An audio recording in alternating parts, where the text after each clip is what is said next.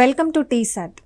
SSC CGL syllabus సంబంధించి ఏమేం topics ఉంటాయి ఒకసారి కంటెంట్స్ చూసిన తర్వాత సిలబస్లోకి వెళ్దాం. ఏ టాపిక్ అయినా ఏ ఎగ్జామ్ అయినా either it may be SSC or banking 3 main domains ఉంటాయి: grammar, vocabulary and then comprehension. Okay, so గ్రామర్లో ఏమేమి వస్తాయి, మనం ఏమేమి నేర్చుకోవాలి చూడండి. First sentence. అసలు సెంటెన్స్ అంటే ఏంటి, టైప్స్ ఆఫ్ సెంటెన్సెస్ ఏంటి, and then parts of speech.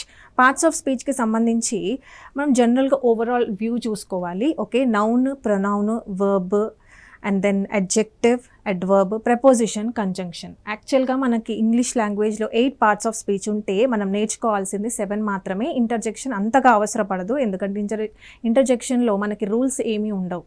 Okay, so ఈ 7 మాత్రం ఖచ్చితంగా చదవాలి. నెక్స్ట్ తర్వాత parts of speech overall view తెలిసిన తర్వాత మనం తెలుసుకోవాల్సింది టెన్సెస్ తర్వాత కండిషనల్స్ తర్వాత క్వశ్చన్ ట్యాగ్స్, దెన్ వాయిస్, ఆ తర్వాత నెరేషన్. ఇది ఒక మాడ్యూల్. అంటే ఫస్ట్ మనం parts of speech just overall view తెలుసుకున్న తర్వాత వర్బ్ డీటెయిల్డ్గా నుంచి స్టార్ట్ చేయాలి. వర్బ్ తర్వాత tenses, conditionals, question tags, voice, narration. ఈ విధంగా ఫస్ట్ మాడ్యూల్ని కంప్లీట్ చేయాలి. నెక్స్ట్ ఇంకా ఏముంటాయి ఇంపార్టెంట్ టాపిక్స్ అంటే subject verb agreements. Okay, subject verb agreement, articles, and then దీంతో మన గ్రామర్ పార్ట్ కంప్లీట్ అయిపోతుంది. గ్రామర్ నేర్చుకున్న తర్వాత అసలు ఎలాంటి క్వశ్చన్స్ వస్తాయి చూడండి. ఏ విధంగా వస్తాయి మనకు క్వశ్చన్స్, ఎలా అడుగుతారు అంటే స్పాటింగ్ ఎర్రర్స్. అంటే ఒక సెంటెన్స్ ఇస్తారు, ఆ సెంటెన్స్ మనకి ABCDEగా డివైడ్ చేస్తారు. ఏ పార్ట్లో ఎర్రర్ ఉందో మనం ఫైండ్ అవుట్ చేయాలి. నెక్స్ట్ ఏంటి, సెంటెన్స్ ఇంప్రూవ్మెంట్. అంటే వాడు ఒక సెంటెన్స్ ఇచ్చేసి ఆ సెంటెన్స్లో రాంగ్గా ఉన్నది అండర్లైన్ చేస్తాడు. ఆ అండర్లైన్ ఉన్న పార్ట్ని మనం కరెక్ట్ చేస్తూ రాయాలి. నెక్స్ట్ ఏంటి, ఫిల్ ఇన్ ద బ్లాంక్స్. ఒక బ్లాంక్ ఉంటుంది, ఆ బ్లాంక్కి సంబంధించి 4 కరెక్ట్ ఆప్షన్స్ కింద ఉంటాయి. ఆ ఆప్షన్స్ నుంచి ద కరెక్ట్ వన్ మనం చూస్ చేయాలి. సో ఇలా ఈ 3 ఫార్మాట్స్లో మనకి గ్రామర్ యొక్క క్వశ్చన్స్ అనేవి ఇవ్వబడతాయి. నెక్స్ట్ సెకండ్ డొమైన్కి వచ్చేసరికి వొకాబులరీలో ఏం నేర్చుకోవాలి చూడండి. First synonyms, antonyms, one word substitutions, idioms and phrases. ఈ 4 ఇంపార్టెంట్ టాపిక్స్. అంటే వొకాబులరీలో ఖచ్చితంగా నేర్చుకోవాల్సింది ఫస్ట్ 4. ఫ్రేజల్ వర్బ్స్ అప్పుడప్పుడు ఇస్తుంటాడు, లేదా కొన్ని స్కిప్ చేయొచ్చు కొన్ని ఎగ్జామ్స్లో. ఓకే, వస్తే ఒక క్వశ్చన్ వస్తుంది, లేదా అసలే రాకపోవచ్చు. కానీ రాంగ్లీ స్పెల్డ్ వర్డ్స్ మాత్రం ఖచ్చితంగా వస్తాయి. ఎప్పుడైతే మీరు ఈ సినోనిమ్స్, యాంటోనిమ్స్ నేర్చుకుంటారో ఆ సైమల్టేనియస్గా అప్పుడే మీరు స్పెల్లింగ్స్ కూడా చూసుకోవాలి. స్పెల్లింగ్స్కి సపరేట్ మాడ్యూల్, సపరేట్ ప్రిపరేషన్ అంటూ ఏమీ ఉండకూడదు. ఓకే, సో సినోనిమ్స్, యాంటోనిమ్స్ నేర్చుకున్నప్పుడే మనం స్పెల్లింగ్స్ పైన కూడా కాన్సన్ట్రేషన్ పెట్టాలి. నెక్స్ట్ లాస్ట్ థర్డ్ మాడ్యూల్కి వచ్చేసరికి కాంప్రిహెన్షన్. ఫస్ట్ వచ్చి రీడింగ్ కాంప్రిహెన్షన్లో ఏమిస్తారు, ఒక ప్యాసేజ్ ఇస్తారు, దానికి సంబంధించిన ఒక 5 క్వశ్చన్స్ ఇస్తారు. ఓకే, లేదా సెంటెన్స్ రీఅరేంజ్మెంట్. అంటే మనకు ఒక 4 or 5 సెంటెన్సెస్ జంబుల్ చేసిస్తారు. అంటే కరెక్ట్ ఆర్డర్ కాకుండా వాడు డిజార్డర్లో ఇస్తాడు, మనం దాన్ని కరెక్ట్ ఆర్డర్, మీనింగ్ఫుల్ పారాగ్రాఫ్ వచ్చేటట్టు దాన్ని అరేంజ్ చేయాలి. దాన్ని సెంటెన్స్ రీఅరేంజ్మెంట్ అంటారు. And the third one is cloze test అంటే ఒక చిన్న పారాగ్రాఫ్, ఒక 4 to 5 లైన్స్ ఉన్న పారాగ్రాఫ్ని ఇస్తాడు. దాంట్లో మనకి 5 ఫిల్ ఇన్ ద బ్లాంక్స్ ఉంటాయి.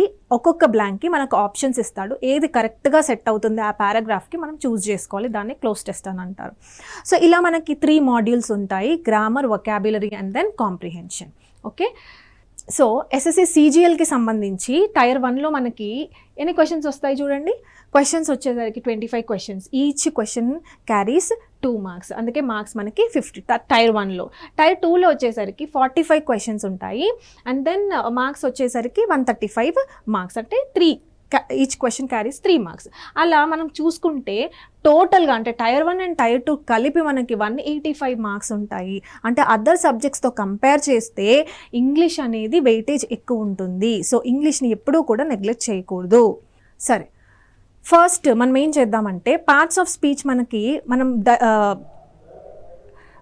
స్పీచ్ ఒక్కొక్క దాని గురించి ఓవర్వ్యూ తెలుసుకున్న తర్వాత మనం ఏం చేయాలంటే వర్బ్ చాప్టర్కి రావాలి. ఎందుకంటే వర్బ్ అనేది చాలా ఇంపార్టెంట్ చాప్టర్. ఎందుకు అసలు ఒక్క సెంటెన్స్ అయినా ఉంటుందా వర్బ్ లేకుండా? ఉండదు. అందుకని ఫస్ట్ మనం వర్బ్ నేర్చుకోవాలి, ఆ తర్వాత మనం పార్ట్స్ ఆఫ్ స్పీచ్కి వద్దాం. ఓకే, సో వర్బ్ అంటే ఏంటి? వర్బ్ అంటే యాక్షన్ అని మనం చదువుకున్నాం. Yes are no? యాక్షన్ అని చదువుకున్నాం. ఎస్, యాక్షన్ వర్డ్స్ అన్ని, యాక్షన్ వర్డ్స్ అన్నీ కూడా ఏమంటారు? వర్బ్ అంటారు. ఓకే, యాక్షనే కాదు, పొసెషన్ కూడా వర్బ్సే.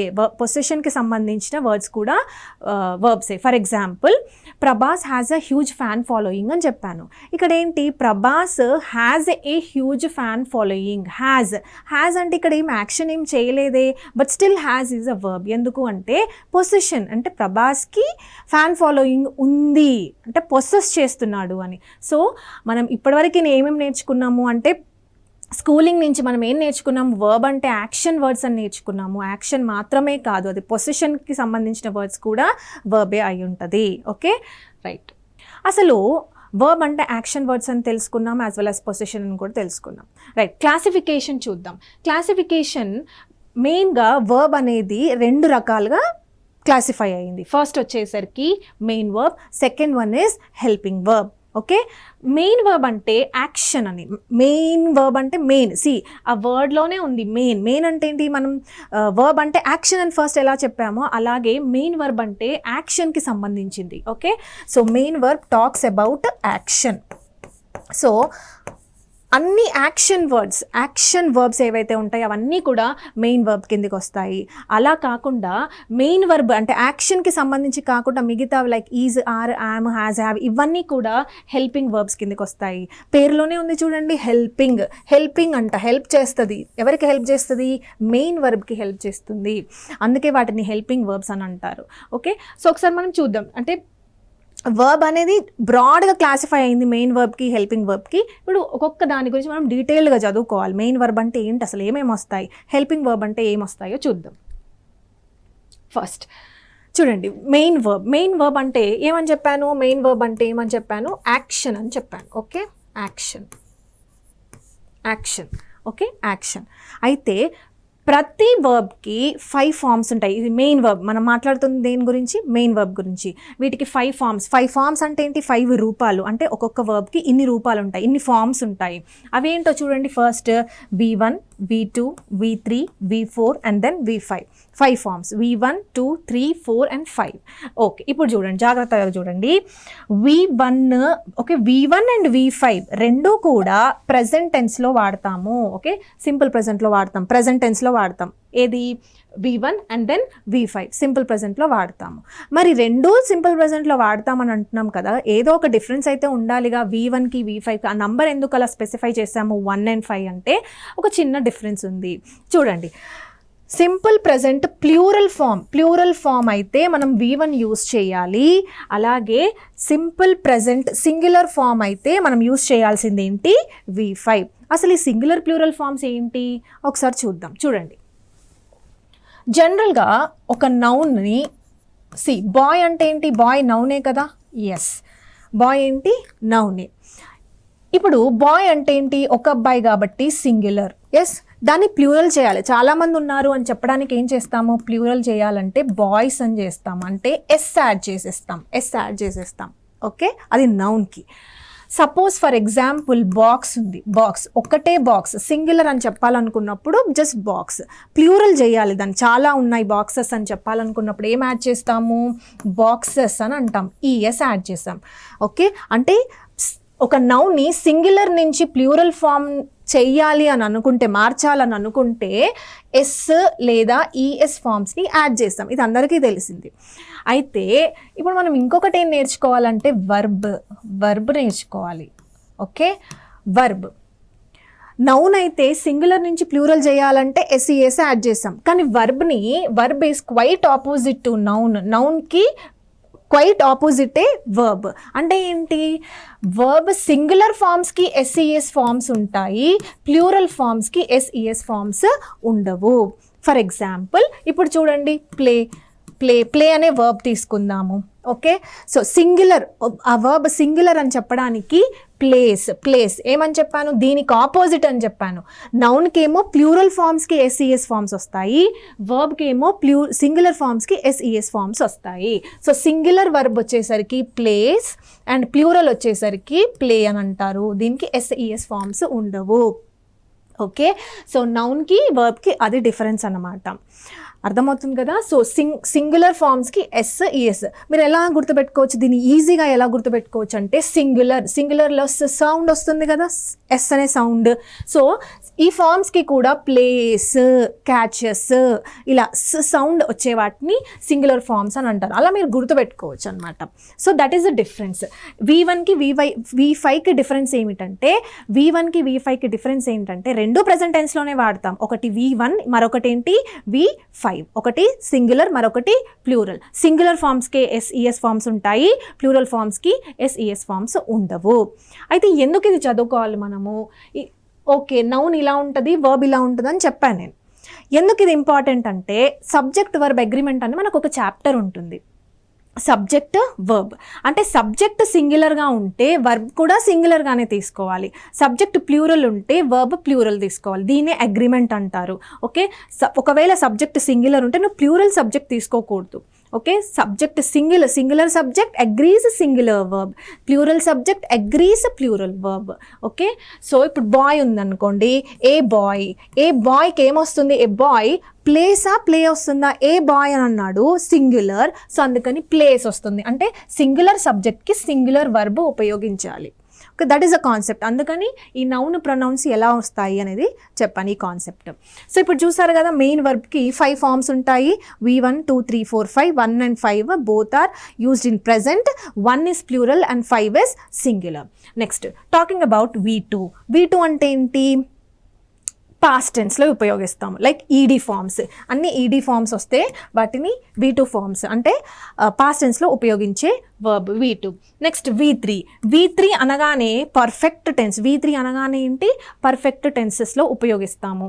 ఇది కూడా ఈడీ ఫార్మ్సే ఉంటాయి. ఓకే, మనం కొన్ని చూస్తాం, కొన్ని I'll take few examples and explain what are all the forms of V1 and V2, V3, V4 and V5. Okay, next చూడండి V4ని వీటిని కంటిన్యూస్ ఫార్మ్స్ అంటే V1 ING అని కూడా అనొచ్చు. వీటిని కంటిన్యూస్ ఫార్మ్స్, కంటిన్యూస్ టెన్సెస్లో ఉపయోగిస్తాము. For example playing.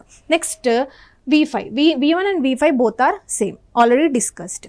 సరే, ఇప్పుడు మనం ఒక ఎగ్జాంపుల్ తీసుకుందాం. ప్లే అనే ఒక వర్బ్ని తీసుకుందాం. ఇప్పుడు చూడండి, వాట్ ఈస్ V1 అంటే ఏంటి, V1 అంటే ప్లూరల్ ఫామ్ అని చెప్పాను. ప్లూరల్ ఫామ్కి ఎస్ఈఎస్ ఫామ్స్ వస్తాయా, రావు. సో అందుకని జస్ట్ ప్లే మాత్రమే, దీనే బేస్ ఫామ్ అని కూడా అంటారు. Then V5 రాసుకుందాం. నెక్స్ట్ V5 రాసుకుందాం, ఎందుకంటే అది సింగులర్ ఫామ్. సింగులర్కి ఏమొస్తుంది, ఎస్ఈఎస్ ఫామ్స్ వస్తాయి. సింగులర్ సౌండ్ ద్వారా మనం రికగ్నైజ్ చేయొచ్చు. నెక్స్ట్ వాట్ ఈస్ V2 ఏమవుతుంది, played, right. And what is V3 is also played. What is V4 అంటే ఏమని చెప్పాను, ING ఫామ్స్ అని చెప్పాను. సో అందుకే playing, right. Next another example తీసుకుందాం. చూడండి, గో. ఓకే, గో అనే ఎగ్జాంపుల్ చూద్దాం. Go V1 and V5 first రాసుకుందాము. V5 ఇస్ వాట్, సింగులర్ అని చెప్పాను. సింగులర్ అంటే ఏంటి, సింగులర్ సౌండ్ వస్తుంది కాబట్టి గోస్. ఓకే, గోస్కి కూడా S అండ్ ES ఫార్మ్స్ ఉన్నాయి, right. And what is V1 వచ్చేసరికి గో. వీటికి SES ఫార్మ్స్ ఉండవు. నెక్స్ట్ చూడండి V2 అంటే ఏంటి, పాస్ట్ అంటే went is V2, right. And V3 perfect tense gone. అర్థమవుతుందా? So and then V4 is going. V4 is what, going. This is about the verb go. Next చూడండి, eat. Okay, eat first V5 రాసుకుందాం, ఎందుకంటే singular subject అనుకోండి. Singular సబ్జెక్ట్కి singular వర్బే వాడాలి. So అందుకే V5కి ఏం రాస్తాము, eats, SES forms వస్తాయి. వాట్ ఈస్ V1 అంటే ఏంటి, ప్లూరల్ ఫామ్. ప్రజెంట్ టెన్స్లో యూజ్ చేస్తే ప్లూరల్ ఫామ్, జస్ట్ ఈట్, దానికి SES ఫార్మ్స్ ఉండవు. నెక్స్ట్ వాట్ ఈస్ V2 అంటే ఏంటి, ate. And what is V3, eaten, right. Okay, and V4 is eating. అయితే ఇప్పుడు ఇక్కడ చూడండి, ఈ ప్లే అన్న వర్బ్ని తీసుకున్నప్పుడు మనకి V2 అండ్ V3 రెండు సేమ్ ఉన్నాయి. కానీ గో అన్న వర్బ్ తీసుకుంటే 3 డిఫరెంట్గా ఉన్నాయి. చూడండి, గో, వెంట్, గాన్. అలాగే ఈట్ కూడా డిఫరెంట్గా ఉన్నాయి. ఓకే, సో మనకి వర్బ్స్ జస్ట్ ఒక గ్లాన్స్ మాత్రమే ఇవ్వాలి. మనకి 3 సెట్స్ ఆఫ్ మెయిన్ వర్బ్స్ ఉంటాయి, 3 సెట్స్. అవి ఏంటంటే ఫస్ట్ రెగ్యులర్ వర్బ్స్ అంటారు. ఫస్ట్ సెట్ ఏంటంటే రెగ్యులర్ వర్బ్స్, అంటే V2 V3 రెండు సేమ్ ఉండే సెట్ ఆఫ్ వర్బ్స్ మనం జస్ట్ ఒక గ్లాన్స్ మాత్రమే ఇవ్వాలి. ఓకే, నెక్స్ట్ ఏమిటి అంటే నెక్స్ట్ వచ్చేసరికి మొత్తం 3 డిఫరెంట్గా ఉంటాయి. V1 V2 V3 all are different. ఆ సెట్ ఆఫ్ వర్డ్స్ దాన్ని ఇర్రెగ్యులర్ వర్బ్స్ అని అంటారు. నెక్స్ట్ ఏంటంటే మనకి V1 V2 and then V3 3 same ఉండే verbs. Like for example cut అనే అంటాం. సో ఇలా ఇది ఒక్క సెట్, ఇది థర్డ్ సెట్. ఇలా మనకు ఒక 3 సెట్స్ ఉంటాయి. ఆ 3 సెట్స్ జస్ట్ ఒక గ్లాన్స్ మాత్రమే ఇవ్వండి, ఎందుకంటే వీటిపైన క్వశ్చన్స్ ఇస్తాడు. Okay, so this is all about main verb.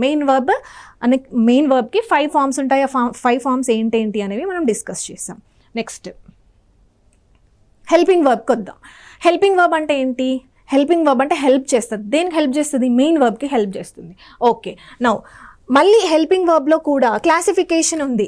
First primary helping verb అంటారు, లేదా దాన్ని మోడల్ వర్బ్ అని కూడా అంటారు. రైట్, ప్రైమరీ హెల్పింగ్ వర్బ్ అంటే ఏంటో చూద్దాం. చూడండి, first is primary helping verb. Primary helping వర్బ్లో మొత్తం 3 ఫార్మ్స్ ఉంటాయి. అవేంటంటే first one is be forms, second is have forms and third is do forms. Okay, be forms అంటే ఏమేమి వస్తాయి? Is, are, am, was, were. Okay, is, are, am, was, were. Have ఫార్మ్స్లో ఏమేమి వస్తాయి? Has, have and then had వస్తుంది. Next do ఫార్మ్స్లో ఏమేమి వస్తాయి? Do, does and then did. అయితే ఇప్పుడు చూడండి, ఈ ఫార్మ్స్ అన్నీ నేను మళ్ళీ దాన్ని క్లాసిఫై చేశాను. ఎలా క్లాసిఫై చేశాను? ప్రజెంట్లో యూజ్ చేసే బీ ఫార్మ్స్ ఏంటి, ప్రజెంట్లో యూజ్ చేసే హ్యావ్ ఫార్మ్స్ ఏంటి, అలాగే పాస్ట్లో యూజ్ చేసే బీ ఫార్మ్స్ ఏంటి, పాస్ట్లో యూజ్ చేసే have forms as well as do form. ఎందుకు ఇలా క్లాసిఫై చేశాము అంటే చూడండి, అంటే ఈ హెల్పింగ్ వర్బ్స్ అనేవి మనం ప్రజెంట్లో మాత్రమే ఉపయోగించాలి, ఇవి పాస్ట్లో ఉపయోగించాలి. వీటిని ఎలా ఈజీగా గుర్తుపెట్టుకోవచ్చో చూడండి. ఫస్ట్ బీ ఫార్మ్స్ అంటే is, are, am, was, were. Right, ఇప్పుడు ఈ ఈజ్ యొక్క పాస్ట్ ఏమవుతుంది? వాజ్. ఈజ్ యొక్క పాస్ట్ ఏంటి? వాజ్. ఆర్ యొక్క పాస్ట్ ఏమిటి? వర్. ఆర్ యొక్క పాస్ట్ వర్. మరి యామ్ ఏంటి అంటే యామ్ అనేది ఐకి మాత్రమే ఉపయోగిస్తాము, ఐ అనే సబ్జెక్ట్కి మాత్రమే ఉపయోగిస్తాము యామ్. రైట్, ఇది బీ ఫార్మ్స్ గురించి. నెక్స్ట్ చూడండి హ్యావ్ ఫార్మ్స్. హ్యావ్ ఫార్మ్స్ ఏమేమి వస్తాయి? Has, have and then had. Right, has, have, had. Has అంటే ఏంటి? సింగులర్. ఎందుకు? ఇక్కడ చూడండి సౌండ్ వచ్చింది, సౌండ్ వచ్చింది. So has singular. ఇది హ్యావ్ అనేది ఏంటి? ప్లూరల్. రైట్, హ్యాడ్ అనేది ఏంటి? Past tense of has and have. ఈ రెండింటికి పాస్ట్ వచ్చేసరికి had. Next do forms. Do forms చూడండి, డూ ఫార్మ్స్ ఏమేమి వచ్చాయి? Does, do, did. డిడ్ అంటే మనకు తెలుసు అది పాస్ట్ అని. డస్ ఏంటి? డస్ అంటే సింగులర్. ఎందుకు? చూడండి ఇక్కడ SES ఫార్మ్స్ ఉన్నాయా? ఉన్నాయి. అండ్ దెన్ డూ వచ్చేసరికి ప్లూరల్. అంటే ప్రైమరీ హెల్పింగ్ వర్బ్స్ మెయిన్గా 3 ఫార్మ్స్ ఉంటాయి. అవేంటి అంటే be forms, have forms, do forms. ఇప్పుడు ఒక్కొక్క దాని గురించి కొంచెం డీటెయిల్గా నేర్చుకుందాం. రైట్, దానికంటే ముందు అసలు first of all first person, second person, third person అంటే ఏంటో చూద్దాం. చూడండి, ఫస్ట్ పర్సన్ అంటే ఏంటి? ఫస్ట్ పర్సన్ అంటే ఏంటి? ఎవరైతే మాట్లాడుతున్నారో the speaker is called the first person. So I అవుతాను. ఒకవేళ నేను ఒక్కదాన్నే ఉంటే ఐ, నా వెనకాల చాలా మంది ఉంటే అప్పుడు ఏమంటాను? వి అని అంటాను. ఓకే, నౌ సెకండ్ పర్సన్ అంటే ఏంటి? వినేవాళ్ళు, లిజనర్. ఎవరు? యూ. Okay, you. నా థర్డ్ పర్సన్ అంటే ఎవరో గురించి మనం మాట్లాడుతున్నాం, అంటే హీ, షీ, ఇట్, దే అని మాట్లాడుతున్నాం. So this is third person. So ఇది గుర్తుపెట్టుకోవాలి మనం. First person, second person, third person అంటే ఏమేమి వస్తాయి అనేది గుర్తుపెట్టుకోవాలి. ఎందుకంటే అసలు ఇవన్నీ ఏంటి? All these are pronouns. Okay, all these are pronouns. ఏ ప్రొనౌన్కి ఏ హెల్పింగ్ వర్బ్ వాడాలనేదే క్వశ్చన్.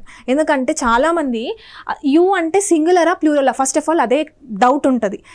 మొత్తం కోర్స్ అయిపోయిన తర్వాత ఈ చిన్న డౌట్స్ తర్వాత వస్తాయి. అందుకనే నేను ఏమంటానంటే ఫస్టే మనం ఫుల్ ఫ్లెడ్జ్గా బేసిక్స్ మంచి క్లియర్గా ఉంటే రేపు వచ్చే మనం టఫెస్ట్ రూల్స్ కూడా ఈజీగా నేర్చుకోవచ్చు. నెక్స్ట్ చూడండి, సరే ఇప్పుడు మనం డీటెయిల్గా నేర్చుకోవాలి. బీ ఫార్మ్స్ ఏంటి? ఎందుకు? మనకు అన్ని ఫార్మ్స్ ఉన్నాయి. ఏమేమి ఉన్నాయి చూడండి. ఈజ్, ఆర్, యామ్, వాజ్, వర్ ఇవన్నీ ఉన్నాయి కదా. అయితే ఇందాక మనం నేర్చుకున్న ఆ first, second and third persons ఉన్నాయి కదా, ఆ పర్సన్స్కి ఏ హెల్పింగ్ వర్బ్ వస్తుంది, ఇదే మెయిన్ క్వశ్చన్. ఓకే, ఇప్పుడు చూడండి, ఫస్ట్ యామ్ చూద్దాం. యామ్ అంటే ఏంటి? యామ్ అంటే ఏమని చెప్పాను నేను? ఐకి మాత్రమే ఉపయోగిస్తారు యామ్ అని చెప్పాను. ఐకి మాత్రమే వస్తుంది, ఐ అనే ప్రొనౌన్కి మాత్రమే యామ్ అనేది ఉపయోగిస్తాం. ఫర్ ఎగ్జాంపుల్ చూడండి, I am going to the market, I am going to the market. Next is. Now ఇప్పుడు చెప్పండి, ఈజ్ అనేది సింగులరా ప్లూరలా? సింగులరే. ఎందుకు? ఈజ్ ఎస్ వచ్చింది కదా, అంటే సింగులర్. సింగులర్ అంటే సింగులర్ సబ్జెక్ట్స్కి మాత్రమే ఉపయోగించాలి. ఇక్కడ సింగులర్ సబ్జెక్ట్స్ ఏమేమి ఉన్నాయి? హీ అంటే సింగులరేగా, ఒక్కడే. షీ కూడా సింగులరే, అండ్ ఇట్ కూడా సింగులరే. సో సింగులర్ సబ్జెక్ట్కి అందుకే మనం సింగులర్ హెల్పింగ్ వర్బ్ వాడాము. ఎగ్జాంపుల్స్ చూడండి, like he is going to the market, లేదా ఇట్ ఈస్ రైనింగ్ అని అంటాం. నెక్స్ట్ చూడండి, next you, we and they, ఇవన్నీ ఏంటి? Plural, right? Plural. You, we and they, వీటికి ఏ హెల్పింగ్ వర్బ్ వస్తుంది అంటే ఆర్ అనే హెల్పింగ్ వర్బ్ వస్తుంది. ఆర్ అనే helping verb. For example, you are dancing, we are dancing and they are dancing. అయితే ఇప్పుడు ఒక క్వశ్చన్ వస్తుంది మన మైండ్లో, ఏంటి? అరే యూ అంటే singular as well as plural కదా, రైట్? యూ అనేది సింగులర్ అండ్ ప్లూరల్. మనకు ఎలా తెలుస్తుంది అది సింగులరా ప్లూరలా అనే సెంటెన్స్ని బట్టి తెలుస్తుంది. ఓకే, మరి ఏ వర్బ్ వాడాలి? ఒకవేళ అది సింగులర్ అయితే మనం ఈజ్ తీసుకోవాలా? యూ, ఈజ్ అనేది కరెక్టా? నో. యూ అనేది సింగులర్ అండ్ ప్లూరల్. ఏ కేస్ అయినా సరే మనం తీసుకోవాల్సింది ఏ వర్బ్ అంటే ఆర్ మాత్రమే తీసుకోవాలి. యూ ఒక పర్సన్ ఉన్నా, యూ చాలామంది ఉన్నా ఆర్ అనే ఉపయోగించాలి. అందుకనే యు ఆర్ డాన్సింగ్ అంటే ఒక పర్సనే డాన్స్ అయి ఉండొచ్చు, లేదా యు ఆర్ డాన్సింగ్ అంటే గ్రూప్ ఆఫ్ పీపుల్ డాన్స్ కూడా చేయొచ్చు, రైట్? అర్థమవుతుంది కదా? సో యూ అనే దానికి ఆర్ మాత్రమే తీసుకోవాలి. నెక్స్ట్ చూడండి, వాజ్ అండ్ వర్. వాజ్ అంటే దేని యొక్క పాస్ట్ అని చెప్పాను? ఈజ్ యొక్క పాస్ట్ వాజ్ అని చెప్పాను. సో వాజ్ అంటే ఏంటి? సింగులర్. వాజ్ అంటే ఏంటి? సింగులర్. వర్ అంటే ఏంటి? ప్లూరల్. ఎందుకు సింగులర్ ఎలా అయింది? ఎస్ అనేది సింగులర్, ఎస్ అనే సౌండ్ ఉంది కాబట్టి ఇది సింగులర్ అయింది. సో దీనికి సంబంధించిన ప్రొనౌన్స్ ఏమేమి వాడచ్చు చూడండి, I, we, she and it. వీటన్నిటికీ కూడా ఏంటి? వాజ్ అని ఉపయోగించి. ఎందుకు? ఇవన్నీ సింగులరే కదా. I is singular, he is singular, she, it, ఇవన్నీ సింగులర్. సో సింగులర్కి సింగులర్ వర్బే వాడతాం.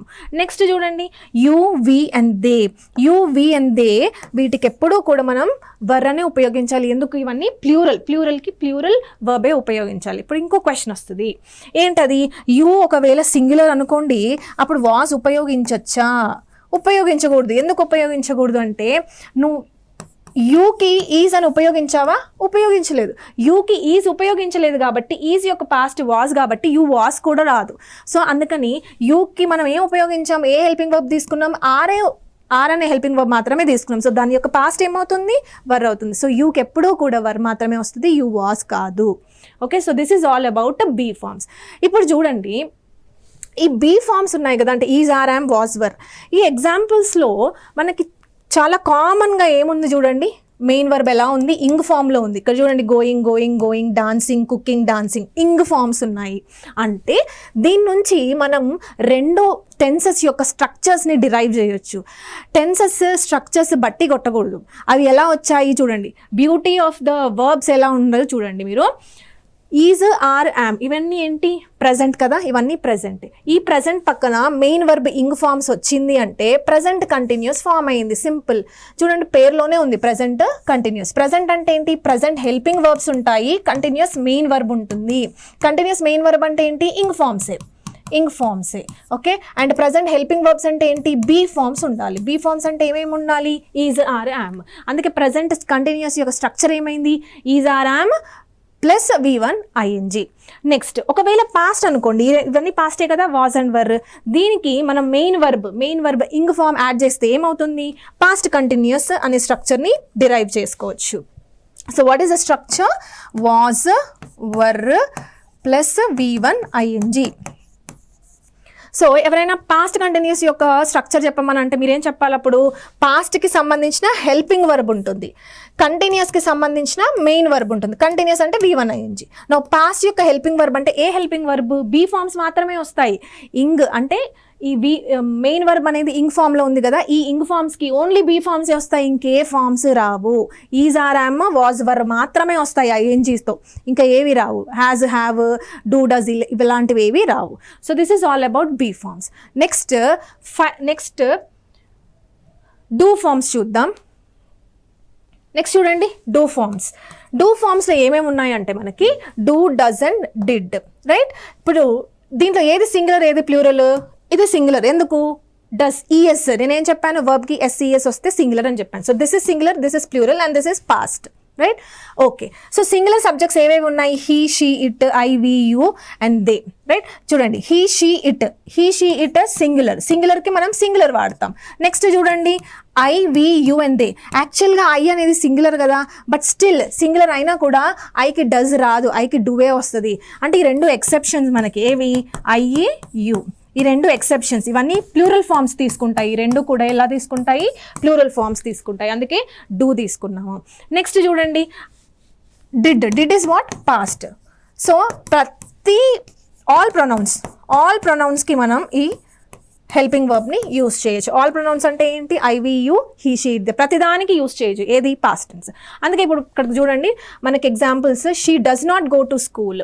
She does not go to school. They, she is what? Singular. సింగులర్కి అందుకే మనము డస్ అనే సింగులర్ వర్బ్ని ఉపయోగించాము.